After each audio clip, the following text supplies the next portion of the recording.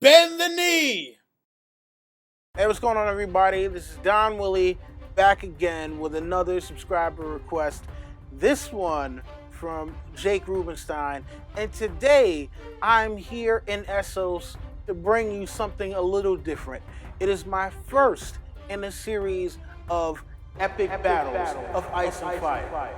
So, today's combatants, I've decided to resurrect a couple of guys from the grave that were fan favorites to stack them up against each other and see who would win in a one-on-one versus match. We have Khal Drogo, Khal of Khals, husband to Daenerys Targaryen, and, one of the most ruthless fighters in the series, versus Oberyn Martell, the Red Viper Adorned. Let's take a look more closely at both of these characters to determine their strengths and weaknesses and find out who would come out on top in a one-on-one matchup here in the Dothraki Sea. Khal Drogo happens to have many strengths. 1, he is a feared leader of men.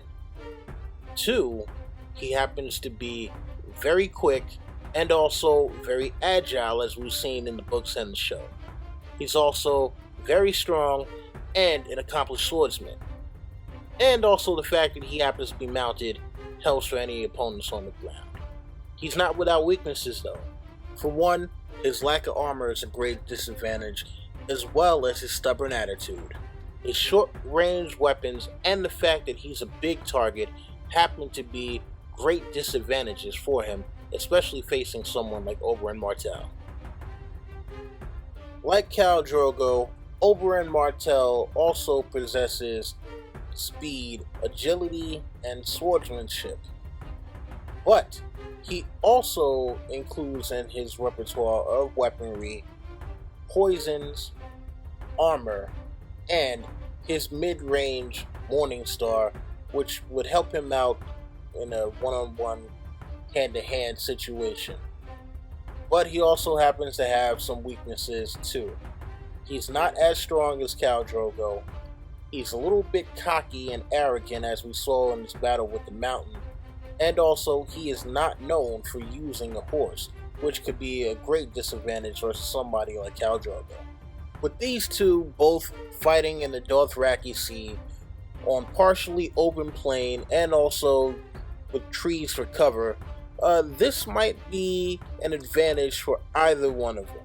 Now, while you would figure it should be an advantage for Khal Drogo since it's his home territory, the trees would actually help to hinder him because Oberyn might be able to use those trees for cover while Khal Drogo is trying to chop him down while still mounted on his horse.